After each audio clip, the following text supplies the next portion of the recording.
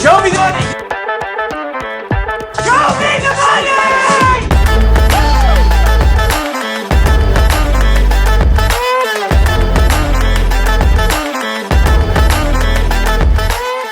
Show me the money!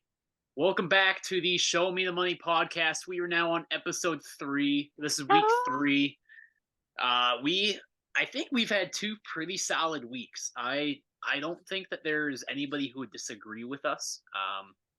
We started off 2 weeks ago really hot. Last week we still did pretty well. We obviously weren't perfect, but we did. Sorry, boys. We hit 57% last week, boys. I mean, that's still winning money. Absolutely. I still went up money, so I can't complain too much. Sportsbook is still looking healthy, so I'm not going to complain. But to start it off, we got Iowa win with Iowa covered the spread. I don't know if anybody actually bet that, but Iowa covered the spread. They hit the under at 36, which we were all over. Notre Dame hit their spread of at least that Clark had. They hit the alternate spread that Clark had at -9.5. Colorado just absolutely destroyed Nebraska's spread of -2.5. What did that game end up? That ended up being a 30-point game. Is that right? It was a lot. 36-14, a 22-point game. Wow. Okay, so it was a 22-point game, which I don't know if I think we all kind of predicted that was going to be a big one. As soon as they released those odds, that was a big thing in our group text was go get it now while you can, because it's not going to stay as low as what it was. Yeah, the books took a hit on that one for sure. Did. That was a pretty heavy loss for them, and I think that they are, they're eating that now. Yeah, the lines now for them definitely show that. Yep. And then we were also on the Kansas -3.5. So those were all pretty solid ones. That was such easy money.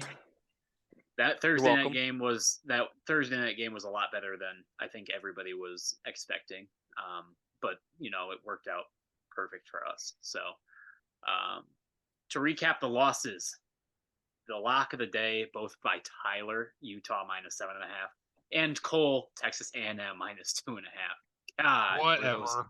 Were those ugly picks, guys? Jesus. Whatever. So let's talk about it a little bit, right?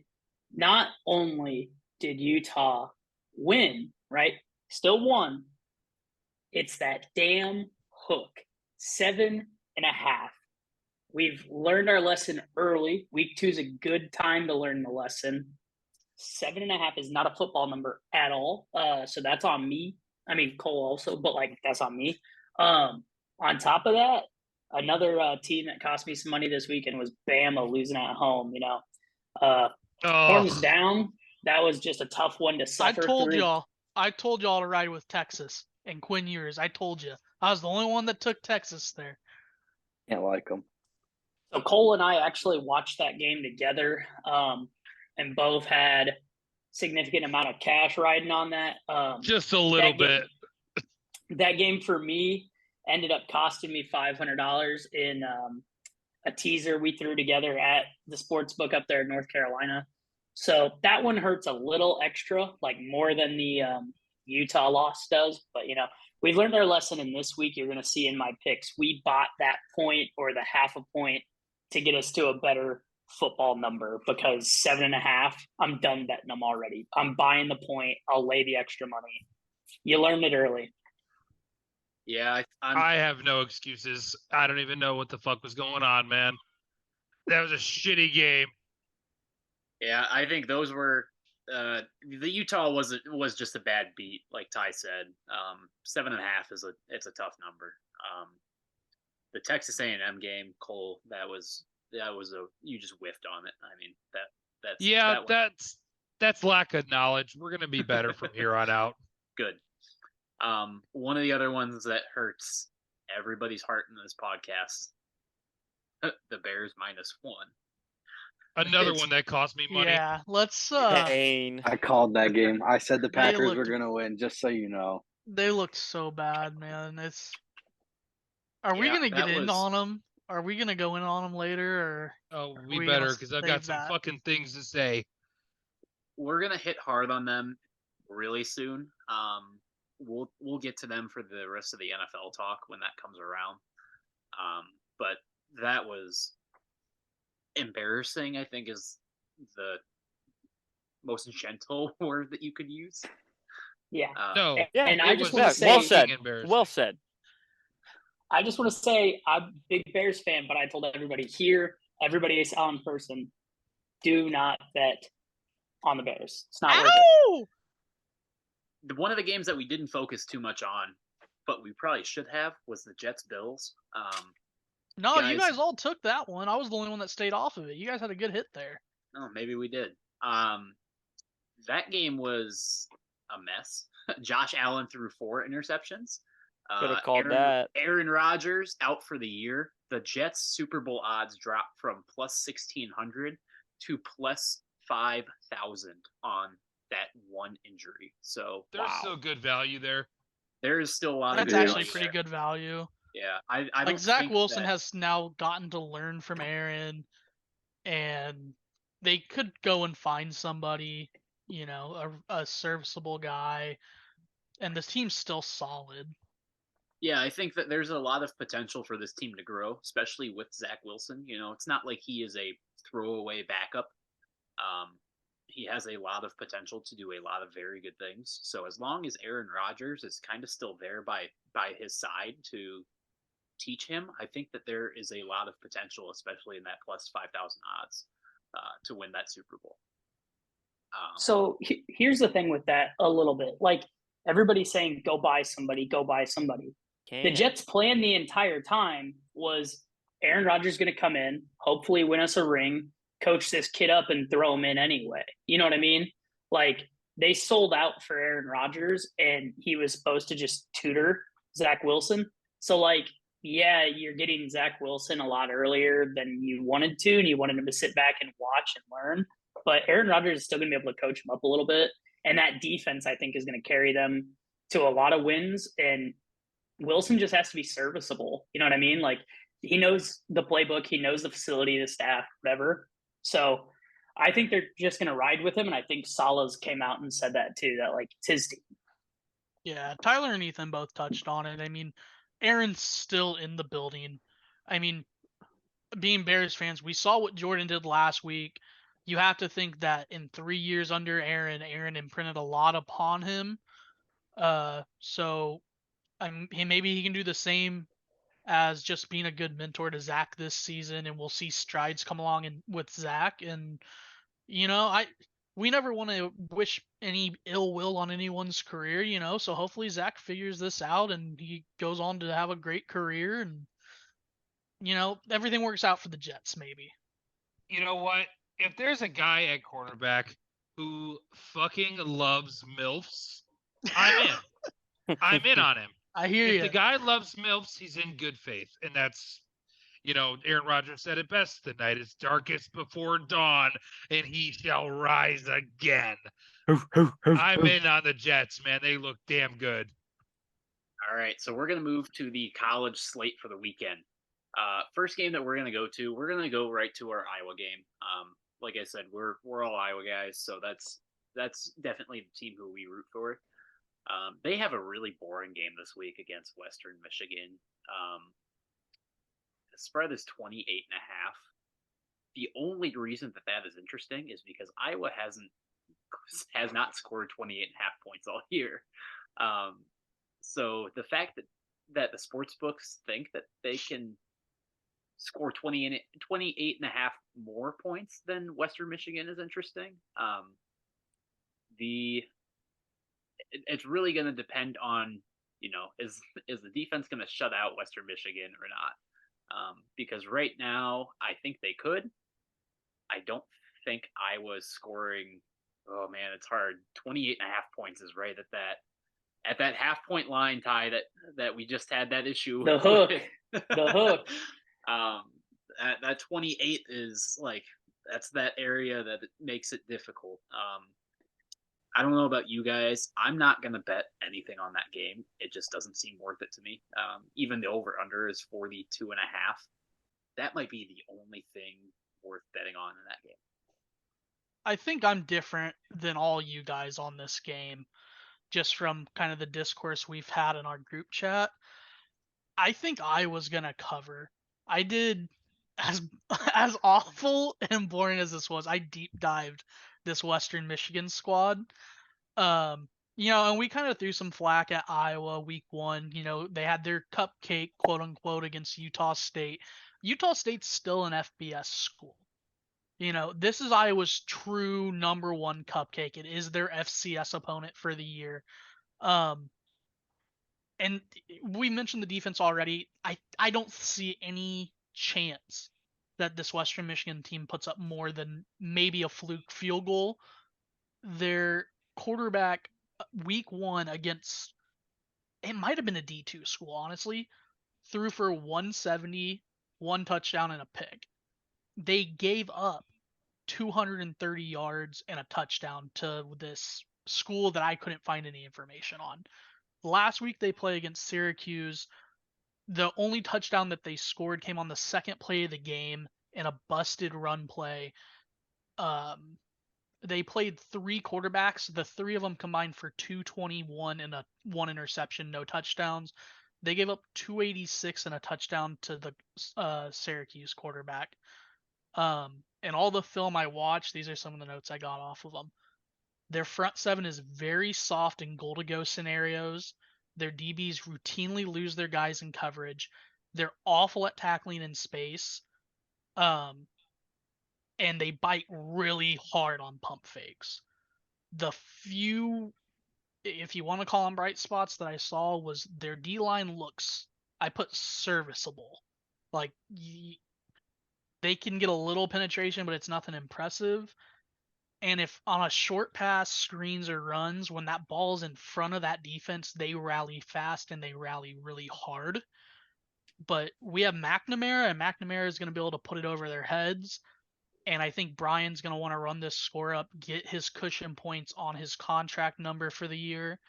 I think Iowa covers this pretty easily, honestly. Yeah, I think the cushion points are going to be important. He's currently at 20, averaging 22 a game. 22, yeah. He needs to be at 25 a game, and in order for that, he has to score, I think, 300 more points this year. Better start. That's a lot of points. Those up. What do you got? Start racking those up. So I can see where Josh is headed with it, but I don't see it with this Iowa offense. It's not explosive. They can't get away from the Iowa roots. Iowa is a team that they go up 10, they go up 13. Hey, we're just eating the clock and punting at that point and letting the defense go out there. Yes, I see Brian Ferentz trying to make a splash and trying to, put some extra points on the board to cushion his contract, but he couldn't do it against Utah State, couldn't do it against Iowa State. I don't see where this Western Michigan team is gonna not be able to score any points. I think they're gonna at least get a field goal or maybe a garbage time touchdown with the defensive backups in, or something weird happens, maybe a fumble, whatever. But I think Western Michigan's gonna put up points, and any amount of points they put up, whether it be 3, 6, or 7, is going to be too much to add on top of that spread for Iowa to cover. You said the over-under is 42, and if Western Michigan doesn't score, and we all think that's super possible, does anybody think Iowa's putting up 42? No, I think No. the under is really safe this I season. think I'm going to side here with Josh, honestly. I think this is the game where they come out and put up points, and they're going to shut out Western Michigan, in my opinion. Especially because our Iowa defense, they really have 2 kids that we have to key on, okay?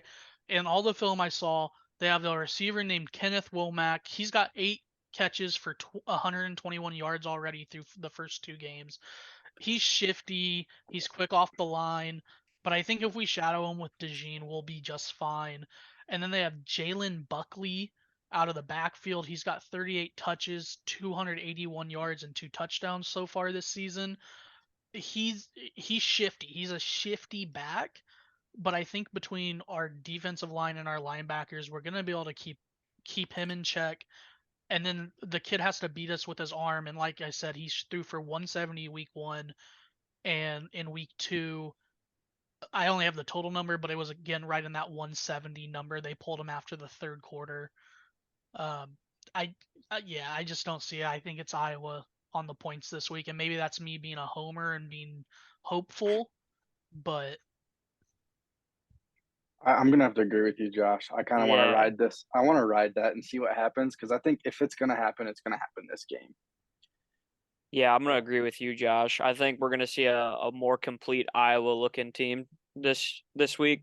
I think our offense is finally gonna find that stride with a not so fast paced of a defense that we've been seeing. I think I'm not gonna diss on FCS schools, but a little bit lower of an opponent, our cupcake school. I think we're really gonna see a good push from our line, and we're going to see us running the ball more. And I think we're going to air the ball out. I think we're going to get our tight ends open in the middle. I think we're going to take some shots this week.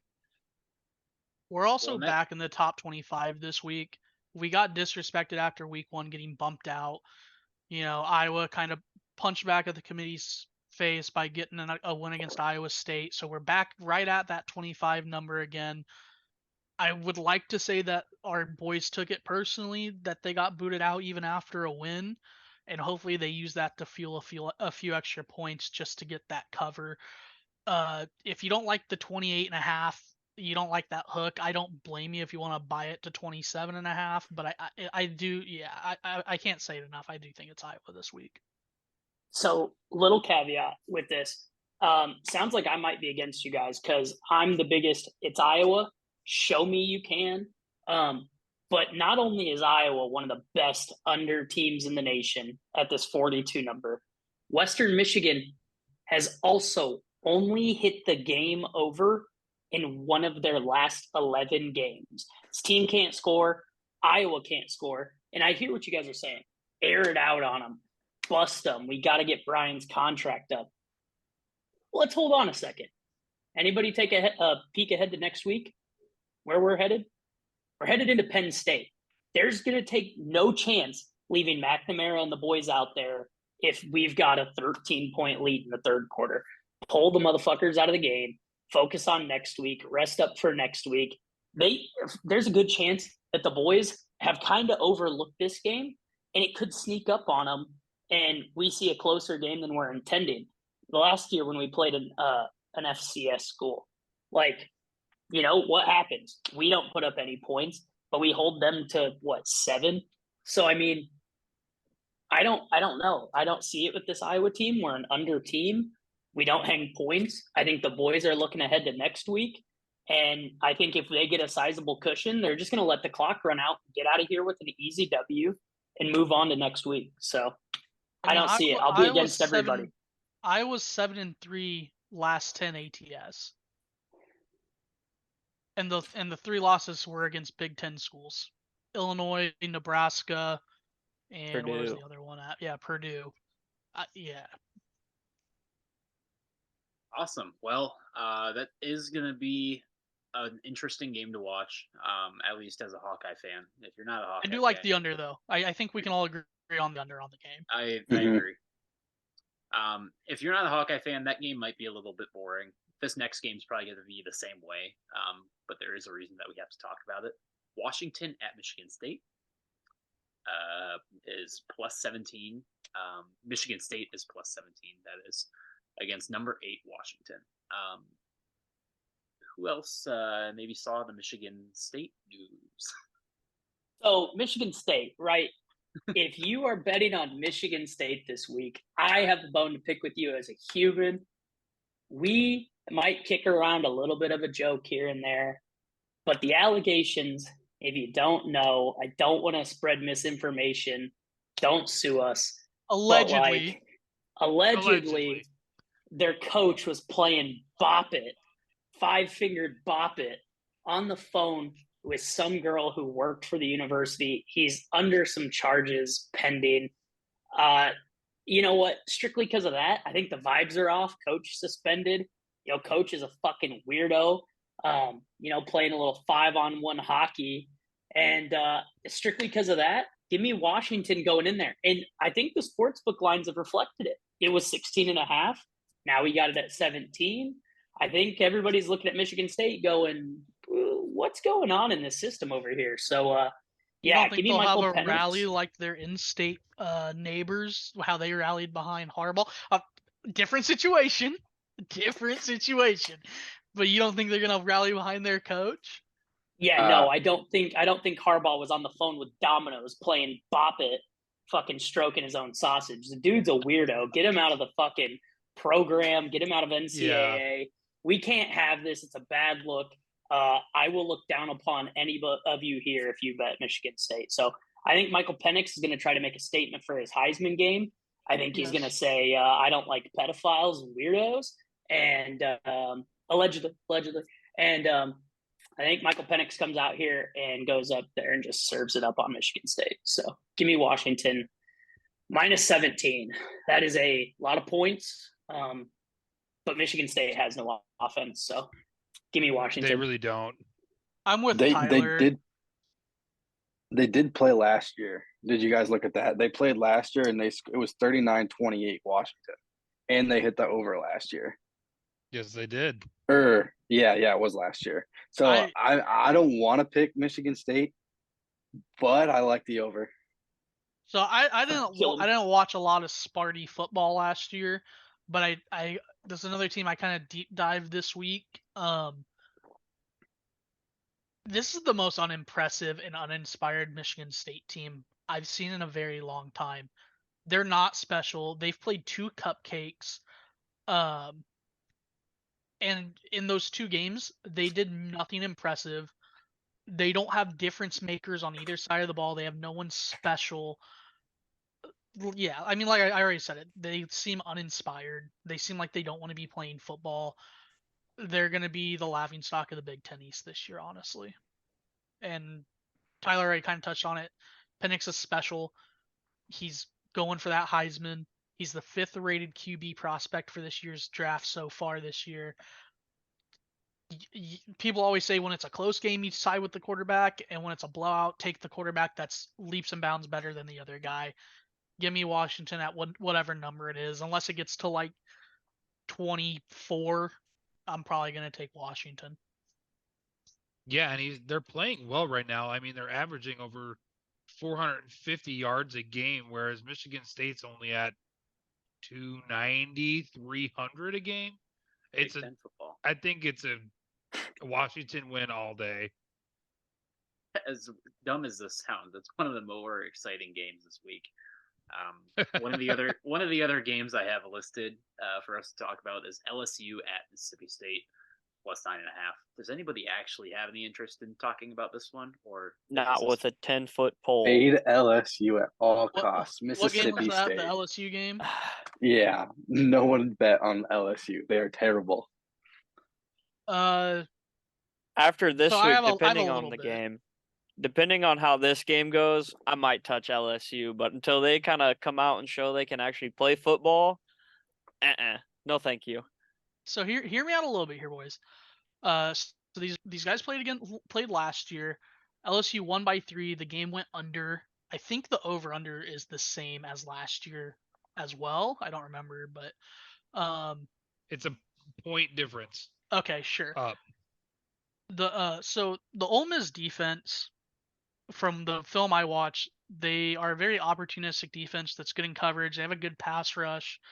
And they create a lot of turnovers. They're averaging 3 a game through their first 2, but they had 4 against their FBS opponent last week versus just 2 against the FCS. So obviously if they did 4 against the better team, that kind of bodes well for their defense.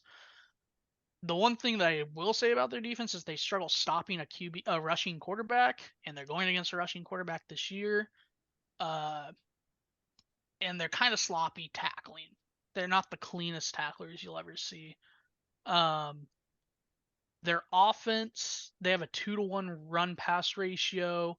When they do pass, they like to use screens and short routes. And they use their entire offense to set up their big, deep shots, and they love taking them. But it's slow, it's methodical, it's set it up, do it. and they have a pretty good conversion rate on them. LSU's pretty weak in the trenches, and Ole Miss kind of they have above average, I would say, O-line and D-line. They're nothing special, but they're not bad. I think Jaden Daniels is going to have a big game, especially with his legs. So you're taking LSU spread? Is that what I'm hearing? What are the numbers? It's -9.5 LSU right now on FanDuel at least. On the road at Into Mississippi that. State. God, that's hard. What's the over under? What's the total? 54. Total is 54.5. I like the over. I don't know if I'm gonna touch the game, like the spread at all. I want to touch Mississippi State money line at +280 right now. I don't Okay. believe in LSU. What have they shown us this year at all? I haven't seen anything. They played Grambling State last week, did they not? That's what I'm looking at. LSU, Yeah, they played yes. Grambling. Yeah, they kicked the ever living shit out of Grambling. However, that's I mean, it's like Grambling. that's like stealing candy from a baby and then beating it in the face with a bat. Like it doesn't do it for me. Sorry. I said Ole Miss a lot there, huh? We're talking about Mississippi, Yeah, it's Mississippi State. You guys should Yeah. have corrected me. Dang. But no, I yeah. think Mississippi State. Spread or money line for me. Yeah, honestly, give me the spread. I was leaning towards them. I didn't want to make a pick, but give me the over. Give me Mississippi State on the spread. I might be with you, Clark. That 290 kind of looks tasty. It really does. It looks a little tasty. There's a part of me that's like, dump 10 on it and see what happens. That's what I'm saying. I don't know. I just haven't seen LSU. They don't look good. So And you get I the think- hook. You get the half-point hook. I think we're all kind of in the same boat. Like week 1 against Florida State, LSU left a bad taste in our mouth. And Ugh. Mississippi State is not a schmuck opponent, right? Like that, and they got a rowdy barn, and I think they're gonna get up for this game. I really do. And what'd you say, Clark? What, last year was a 3-point game? I don't think I said it, LSU but won by 3. LSU won by 3, and now I get Mississippi State at home with those cowbells going fucking ridiculous. Yeah. Give me the Mississippi State plus 9.5. I just strictly because I can't trust LSU after week 1. Prove me wrong, LSU, and maybe I'll follow you next week and see what we do in the SEC play. But right now, I have no reason to go with you. I know. I'm saying like this is game 1 of SEC. The first time they played a respectable opponent, they just looked absolutely terrible. And then poor Grambling State had to go and just get the shit kicked out of them for it. I'm sure Brian Kelly was withholding those NIL checks from the boys after the Florida State game. So I need to see it against a respectable opponent, and Mississippi State definitely is a respectable opponent. So give me Mississippi State plus 9.5. Till proven otherwise against LSU. Sounds like this is a good pod ride. Sounds like we're all on Mississippi State there. Moving on to our next game, Colorado State. And there's a little bit of meat on the bone for this one. And they got game day in Boulder, and I think that in of itself, the campus is going to be crazy. Everybody is riding this train, and I can't blame them. You know, they're fun to watch. They're exciting. They got Heisman hopefuls, and you would think, right, they were just little old Colorado State going to head into Boulder and let Big Brother whoop our ass. Now, their coach just decides, fuck it. Let's throw fuel on the fire. Deion Sanders has been looking for bulletin board material all week. These guys just haven't said anything. And then their coach wants to go and say he's not a grown-up for talking to the media with his hat and his hood on. It's prime time. Nobody even knows this coach's name until they quote it at the end of this stupid, ridiculous statement. Like, What's his name? why Shut did you the give this fuck guy up. exactly? I don't know. It's fucking Who? Ronald McDonald for all I care about. So this guy is just running his mouth to Prime. You think Prime's not going to go and look at Shedeur when it's 62-10 at 3 minutes left in the fourth quarter and say, hey, let's take a shot, air it out here. Why not? You already have 700 passing yards. take another 100. Fuck it.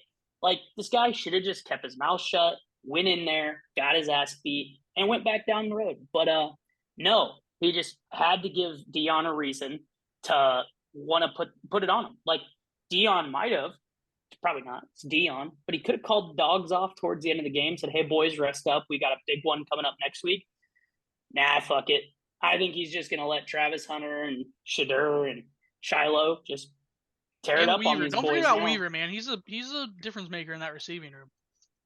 Horner too. I'm just saying, man, I don't see a way that Colorado State keeps this game tight and then giving Prime a reason to not like you. He's going to come out and make a statement. He's done it to everybody so far. Week 1, the entire nation, oh, we can't see it. Like, we got to wait for Prime. You know, there's no way bringing in this many guys he's going to win. Week 2, Matt Rule runs his mouth. Well, it hasn't worked out for anybody. It's not going to work out for Colorado State this week. Give me Colorado in the points. What do we got now? 23 and a half? 23 and a half. Yeah, let me give you a couple numbers on this Colorado State team. They've played one game this year. Let me ask you guys this question. Without knowing anything about the team, who are you taking? Colorado or Washington State straight up? Or Colorado State's only games against Washington State. They let Washington State hang 50 on them, and Washington State won by 26. So if we all agree Colorado is better than Washington State, this spread is easy lock. It's a lock all the way up to 30. I'd buy it all the way to 30. And Colorado might hit the over on their own. I would agree with that. I think Yeah. prime time's gonna let it eat again. Yeah, I think that's possible.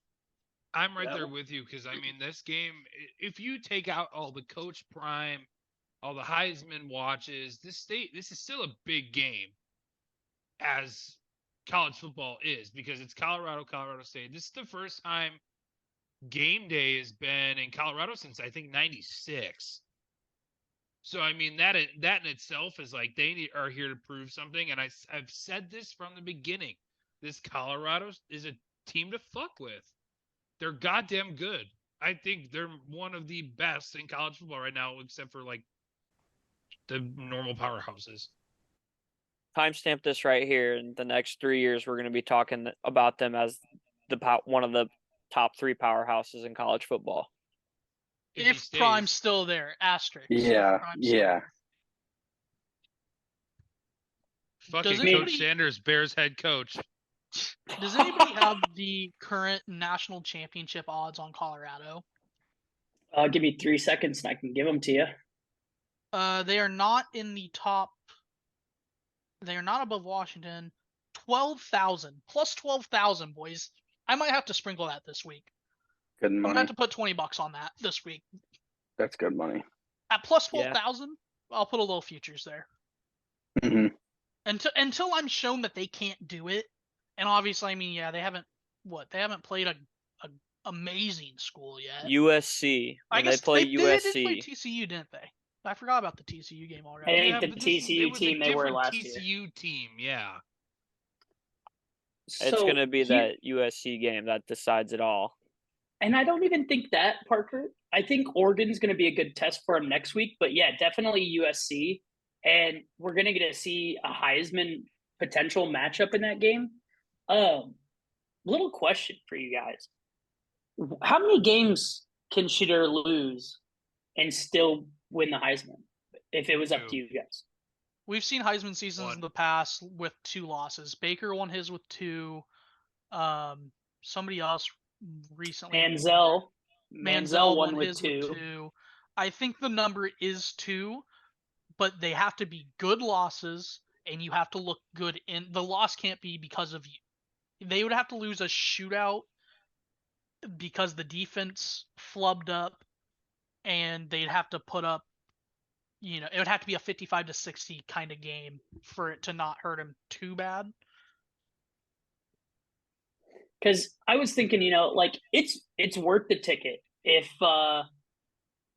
game days go in there. ESPN can't take the cameras off of Colorado, and I mean, it's a national media voted award, and they're getting a lot of attention. And I think you're right. If he does go out there and play well against Caleb Williams in USC and against Bo Nix in Oregon, even if he loses those games but keeps them respectable or throws for 300, a couple touchdowns, Probably got. I think he's right up there. And I just think it'd be worth, if you're looking for a future, I think you're gonna get better bang for your buck betting them as the Heisman than you would to win the national championship, as cool as that would be. I just don't think this team could stand up to like a Georgia defense or any of our blue blood powerhouses. Not quite yet. I mean, it's first year. They're already ranked after 2 weeks. And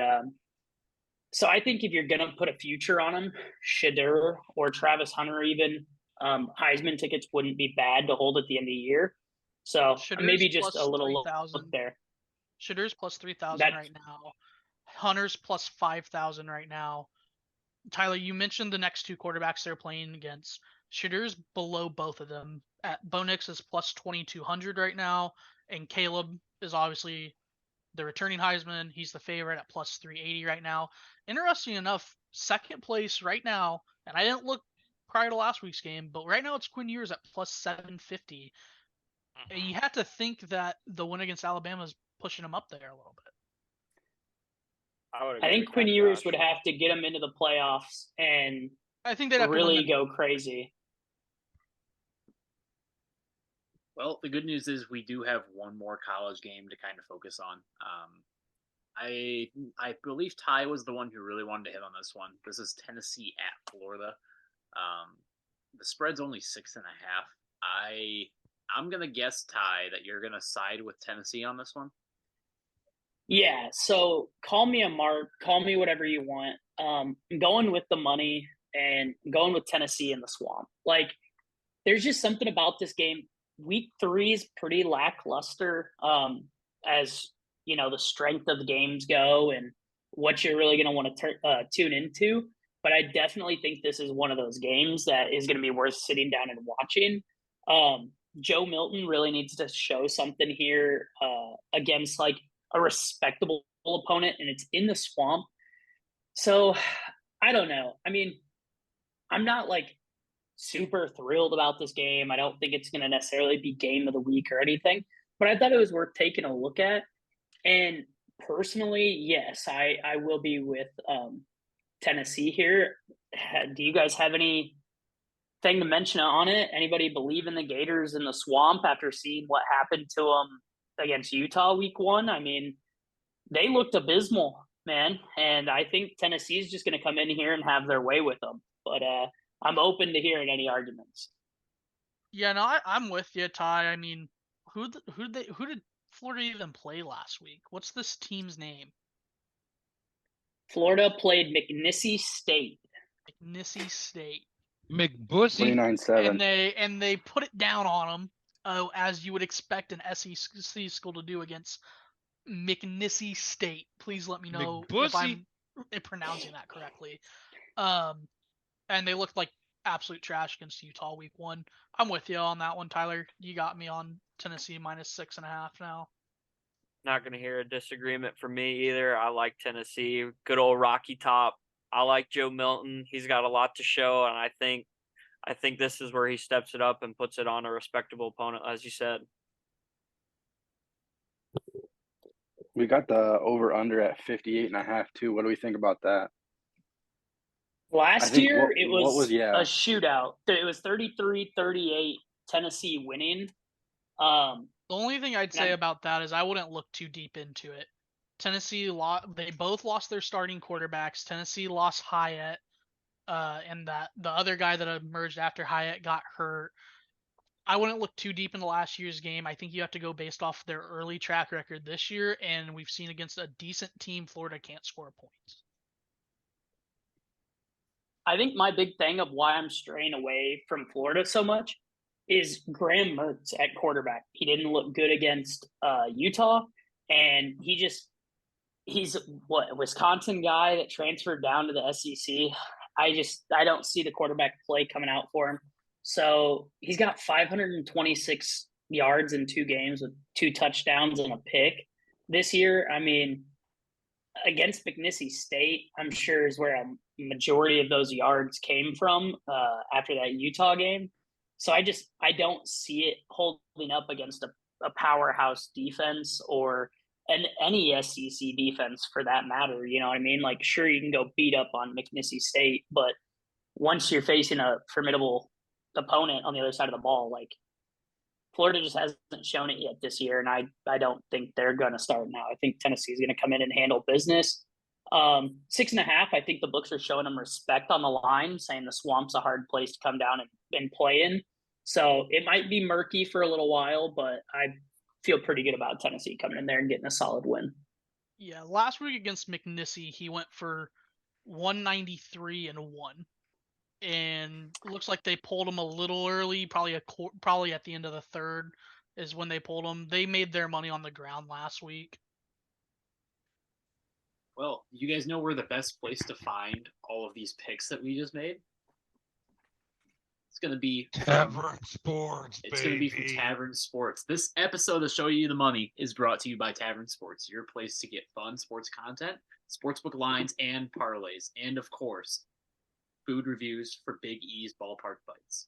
You can follow Tavern Sports on Instagram at Tavern Sports 2023.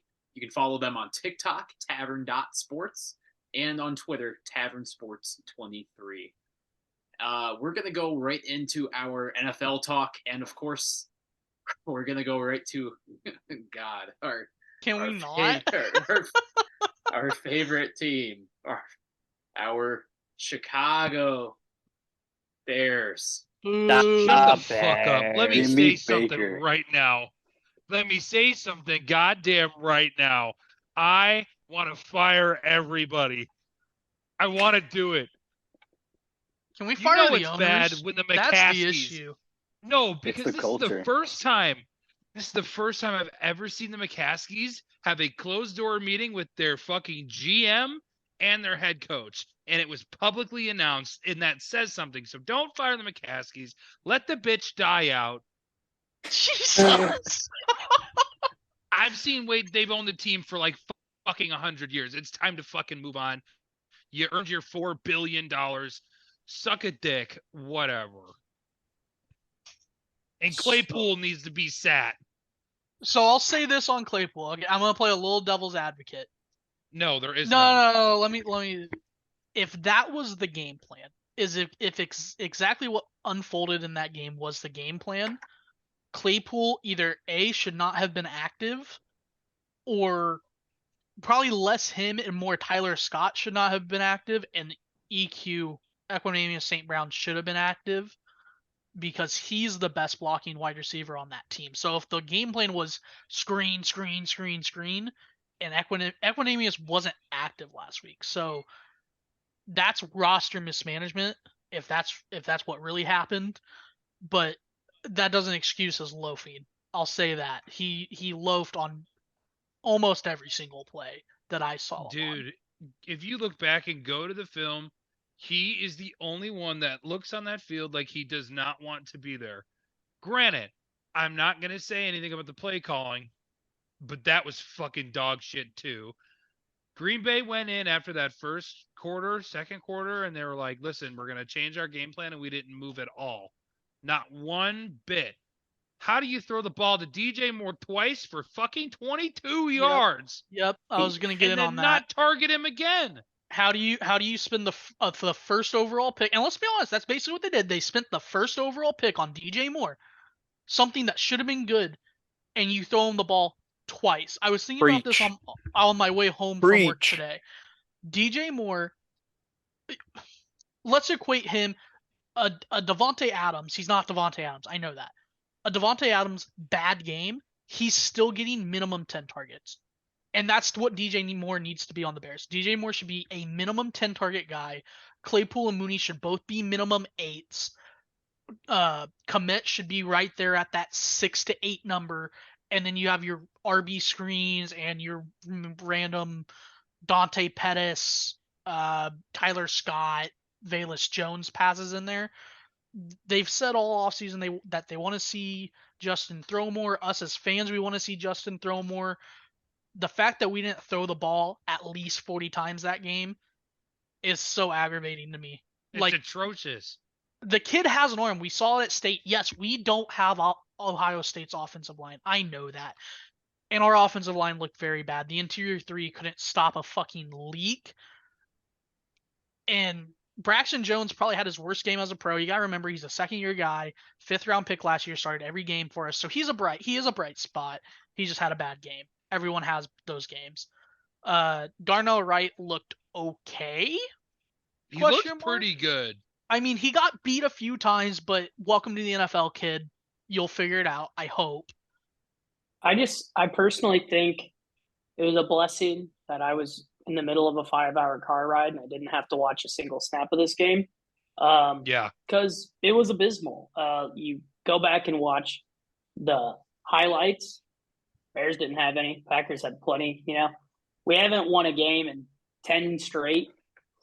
11. Don't think it's Make it happening 11. this week. Yeah, don't think it's happening this week either.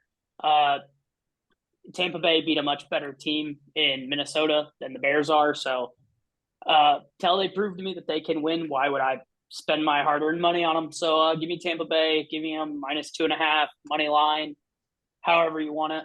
And I'd move that line even more. Yeah. I don't touchdown. even know I don't know the total. Give me the under.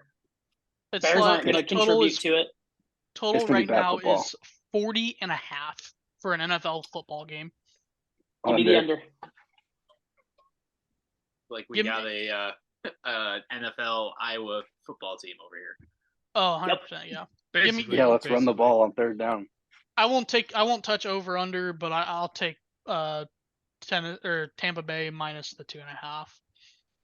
I'm not taking any lines on it. I think with what happened last week, I'm fucking praying we learn on our mistakes. Give me a DJ Moore touchdown. I Oh, want to that see was it happen. I'm all into manifesting. Fuck it. Fuck it. Do it till it happens, I guess. It's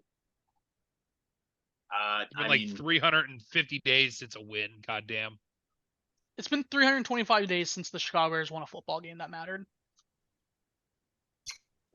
It's tough to see. Another team looking for that win. The Chiefs, man. It's going to be a tough one down there in Jacksonville. Chiefs coming off of a little bit of a rocky start, losing on banner night at home against the brand new Lions. And I mean, granted, no Kelsey, no Chris Jones up the middle. And I think Jones saw it, and I think the Chiefs saw it and said, hey, man, we got to get a deal done. Their defensive line still looked really, really good without him plugging up the middle. But this Jacksonville team's not one to sleep on. It's not Jacksonville of the past. So I think this one's going to set up for an interesting one, especially at 3.5 points. What do you guys think? I think if I'm Kelsey's right in the there. game, if Kelsey's in the game, give me the Chiefs. If Kelsey's out, give me the Jags.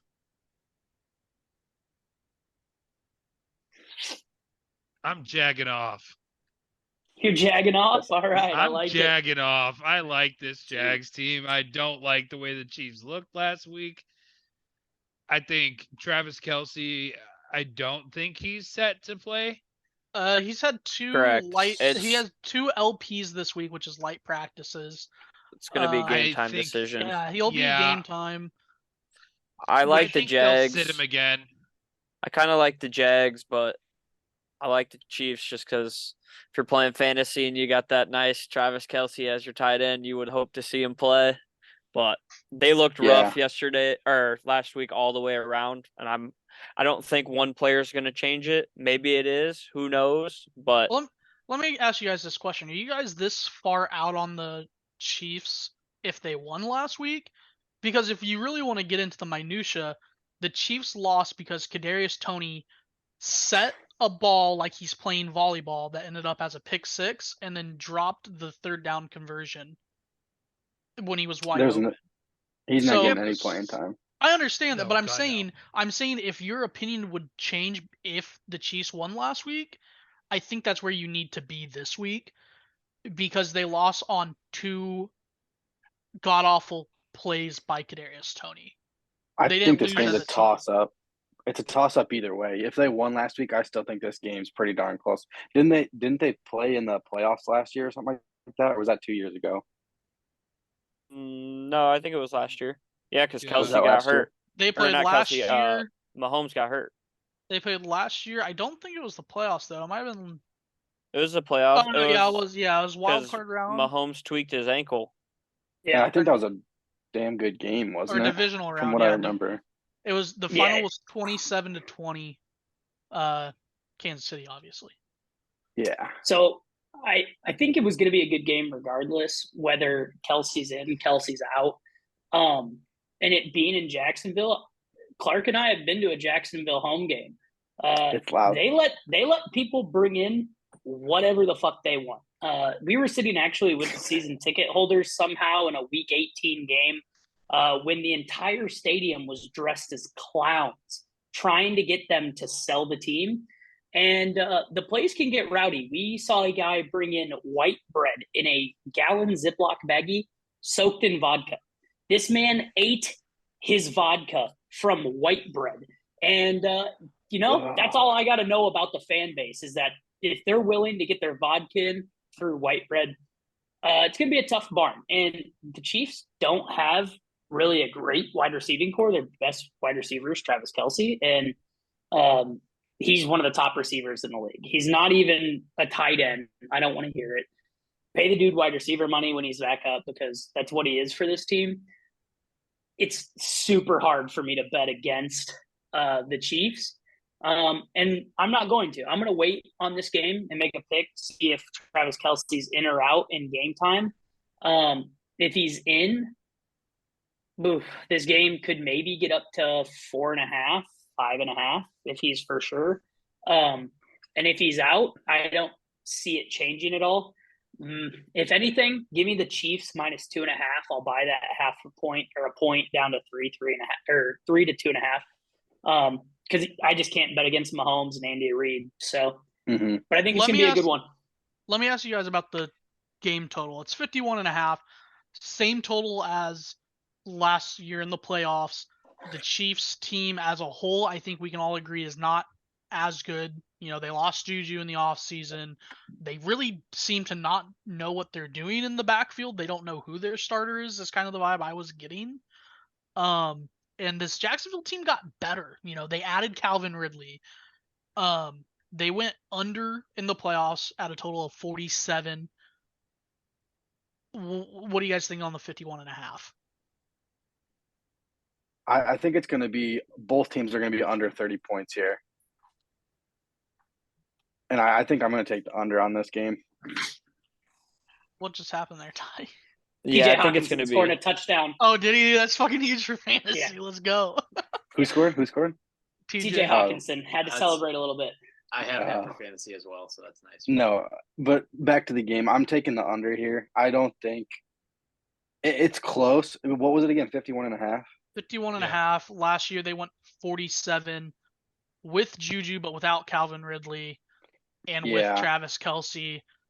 And that's the thing we're not thinking about, guys. This line, the total could go up 2 or 3 points, and the line could move a point and a half if Kelce's in. Mm-hmm. If Kelsey's in, I could say over, but as of right now, if he's out, I'm thinking under. I think I'm with Clark on this one. I think it's going to be a good defensive game. The Chiefs defense didn't look bad. Again, they gave up 14 points against the Lions, who have a very respectable offense this year. And the 21 points came from a pick six. So I think I'm going to have to take the under here. I think the Chiefs defense is going to hold up. And the Chiefs offense didn't. Yeah, and the Chiefs offense just actually, with all the drops in the wide receiver core, didn't show a lot last week. So I think this game's going to be close. I think it's going to be gritty, and I think it's going to go under. Strictly because, as weird as it is to say, and we never really have in the Mahomes era, I don't see where he's getting the points from because the running game didn't look good last week, and their passing game wasn't great, especially with Kadarius Toney dropping 5 balls. So, I just don't see it. I give me the under as well. I'll say this. I think in a shootout, Chiefs cover. I think if this game goes under, I think the Jags will cover this game. I can side with you on that one. Yeah. 3.5 Yeah, I'm at 3.5 too. on the Jags. Plus, yep. Yeah. Do you guys have anything else you want to add to it? I guess. I was just gonna say, fuck Travis Kelce. Allegedly, he's dating Taylor Swift. So I fucking hate it. to Careful, start don't with. scare off the Swifties. We need them. Yeah. I'm a Swiftie hater. Fucking come at me. They My are ad annoying. I'm with you. My ad is still hot Cole on Twitter. Hit me up. That's going to bring us into our last NFL game for the day. We're talking Ravens Bengals. I think that's the only other attractive NFL game that we seem to maybe care about. And that's going to bring, I think the big question marks are both on the quarterbacks, Lamar Jackson and Joe Burrow, because boy, they each looked like dog shit last week. So Joe, Give one of his big knocks coming into the league, I guess, I never heard this, but they were talking about it on the broadcast last week. He doesn't have the world's biggest hands, I guess. That being said, Deshaun wasn't really moving the ball last week either. They just had the better running game. That game was played in very, very, very wet conditions. They're not calling for weather like that this Sunday. So I think Joe's going to be back to his old self. It's going to be a get-right game for the Bengals.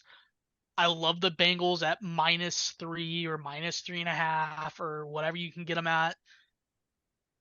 Yeah, that's all and yeah, give me the Bengals on this one. I'm going to Yeah, I side think against this you is here. the same. You agree with him, Cole? Yeah, I think this is I- a prove your money game. Because Joe, T, and Jamar, all three of them had dog shit games. There's no way all three of them have back-to-back dog shit games. It's not possible. What were you going to say about it, Clarky? I say, what's your side? I disagree with you guys. I think the Ravens cover this spread here. I think it's going to be just like this Chiefs-Jags game. It's going to be defense is going to win you the game here. And I'm taking the Ravens -3.5, and I'm taking the under. Wow. Buddy, you're catching points with the Ravens, aren't you? Yeah. Yeah, you are. You're getting the Ravens Yeah, plus plus 3.5. Yeah, I like them plus 3.5. My bad. You know, I want to see Joe get right and him and the boys light it up, but I think this game's going to be fun, and I'm actually with Clark on this one. I think I'm going to ride with the Ravens, strictly because I think they got the better defense, and I think if we can get pressure on Joe, the O-line didn't look good last week. I mean, you saw Myles Garrett hitting fucking cross-up moves like he was playing 2K in front of their center. That shit was fucking hilarious. I'm just saying, I don't know if they're going to stop that Ravens defense from pressuring him. So unless they fix that protection, I think I'm going to ride with Clark here and have defense win a game for us. Mm-hmm. What do you guys think about the total on this game? I think What's it at? it's at 46.5, and I think that's an absolute dart throw by the books. This game never gets out of the 40s. And it honestly, it might even be a little high. This game doesn't really get beyond 45 between the three meetings they had last year. Yeah, I like the under. This is division, right? This is the divisional game. It's Yeah, in division. it's in division They game. played 2 regular season and 1 in the playoffs last year. Yeah, none of them got over 45. That entire AFC North, Yeah. right? AFC North, yeah. That entire division, they play each other tight. The Steelers, the Browns, they all have good defenses, and I just don't see that many points getting put up on the board this week. So I actually do like the under in that, barring an absolute blowout and just the defense not showing up. So yeah, I think I'm going to take the under and give me the underdog with it. So yeah, Ravens on the road. 41, 43, and 36 were your totals from the 3 games they played last year. Yeah, with the struggling Bengals offense from last week, I mean, nothing's really telling me here to go ahead and take the over. So I'll bet the under. I like the under. Parker, what are you thinking on this one, pal? I like the under as well with you guys. I definitely believe it's going to be a defensive battle. I didn't get to really watch the game. I had some free bet that I got to place, so I decided to throw it on the Browns and Bengals last week, and I was going over it, and I seen Joey Burrow only had 25 yards at half, and I about puked. So I texted the boys, and I was like, yo, what the heck is going on in this game? And they all had the same response. They look like dog water, and I was like, all right, well, not winning money today. So I think the Bengals got to come out and show that they can move the ball on the offensive side. So I think I'm going to go with the Ravens. I like them at +3, +3.5. I think it's a safe bet to put your money on. I don't think the Bengals really showed much against the Browns. So fair warning here, bettors beware. Haven't hit a single NFL bet all year. College, we've been good. NFL, not so much. So take my picks with a grain of salt. I wouldn't say this is the train you want to hop on right now. And maybe with college, we're doing all right there. But with NFL, I'm still trying to shake out a win myself here. So it's going to be an interesting week. We need a couple weeks to kind of feel out these teams, though. I feel like in the NFL, they got to kind of find themselves the first 2-3 weeks. Kind of heard a hot take from one of the ESPN casts. They're saying that like a lot of teams might take that first week as another preseason, kind of slow things down, not show too much because a long season now, playing 17 games could increase to more. So a lot of teams might be taking that first week and kind of going slow and making sure they do their due diligence, maybe play a couple other players that don't play as much, play more, just so they can keep players healthier longer. So who knows? But I agree with you. Definitely the first 2 weeks are going to be a little bit slower. Going to be hard to tell who's going to be who. Does anybody have an opinion on Green Bay getting a 1.5 against the Falcons in Atlanta? Fuck Green Bay. Both shitty. Yeah, I think you could. You know, if the Bears could have exploited it, the Green Bay run defense is not all that great, and I think Atlanta, they're clearly a run-first offense and have a really good rushing attack. So yeah, I'm actually going to be with Atlanta on that one, strictly because of their rushing game. Okay. How about this AFC North matchup, Fins versus Pats? 3-point spread on that. Bill Belichick's never beat Tua. I think he's still looking for it after this week. Tua and the boys looked super explosive last week against the Chargers. And yeah, I've done no research on any of these games I'm giving you guys. I was just looking at the lines, and these ones caught my eye. Is Reek getting his 2,000 yards this year, though? He could do it, I think. He's on pace to go over 3,000 after week 1. So yeah, that'd be nuts. I think he hits his 2K this year. He'll hit 2K this year. One more that caught my eye: New York Giants at the Cardinals -4. This feels like an overreaction from how bad New York looked. We know New York's not that bad of a game. Or we know New York's not that bad of a football team. They have Saquon. They have a decent defense. Their O-line's good. Daniel Jones got paid. Doesn't make him good, and they got Waller in there. I don't see how they don't cover this 4 points against legitimately the team that's going to have the first overall pick this year, as long as the Bears don't outsuck them. Yeah, right. No, I'm right there with you. I think the Giants win this game, money line, spread, whatever you want to take. The Cardinals are not going to be good. Their defense looked promising against the Commanders last week with a bunch of young guys in, but I don't think the Cardinals are even trying to win a game, so no. Bet against them every week. Yeah, give me the Giants here in an absolute stinker. Not gonna watch it. If one snap of this does not come on my screen, I'll be a happy man. Don't want to watch it. Couldn't care less. 31 teams scored a touchdown last week. The Giants didn't. So until they can show me they can, I'm gonna blindly bet on this game and then never turn it on. So give me the Giants. I'll keep you guys with updated. the points. So I'll watch it for you, boys. It sounds like the games we like in the NFL is Tampa -2.5, Jags +3.5, Chiefs Jags under, Bengals Ravens under, Miami -3, Giants -4, and Falcons -1.5. Let me add to that. I got one game that is strictly a bullshit bet, and I will throw money on it every day. I love a good uniform bet. The Browns are debuting their whiteout series Monday night versus the Pittsburgh motherfucking Steelers, and they are the sexiest jerseys I have seen in a long time. If you haven't checked them out, check them out. That whiteout series is fucking nasty. Browns cover 2.5. Okay. Good pick. All right, and so now that we kind of all went over the slate for the week, we're gonna look at one more thing. We gotta all look at our lock of the week, but before that, we have one more segment. We're going to Tyler's teaser. Let's hear what he has for us this week. Come on, baby. Alabama cost us last week in Tyler's teaser. So if you rode with it, I apologize. I had 200 on Tyler's teaser. I was feeling good after week 1. I was to win $1,000. Me and a buddy's dad rode that for his birthday. Bama let us down.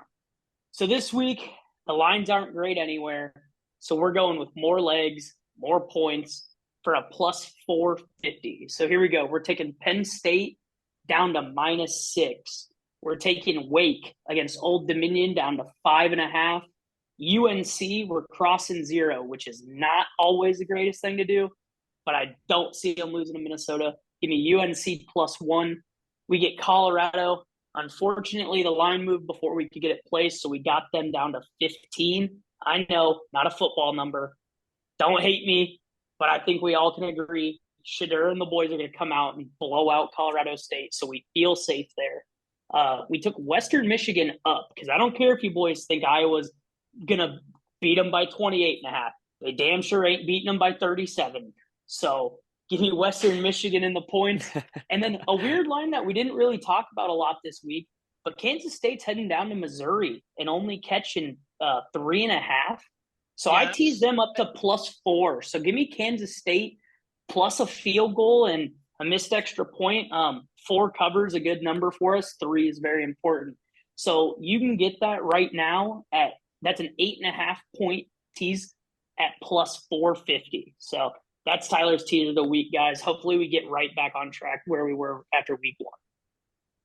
Lock of the week. Okay, you boys hate me last week. I cost us at 7.5. We're buying the point this week on North Carolina down to 6.5 against Minnesota. I don't see North Carolina slowing down. Their offensive production's been great, and Minnesota just doesn't have the offense to hang with them. Their defenses could be good. You know, it's Big Ten defense, but give me North Carolina alt spread to 6.5. I will Cole, be let's right see what there you got. with you. I'm right there with you. North Carolina is too good of a team. Drake May is too good of a team. This is 2 teams that I don't think have ever played each other. So fuck it. I'm taking them. I'm going to take them at the full 7.5. Okay.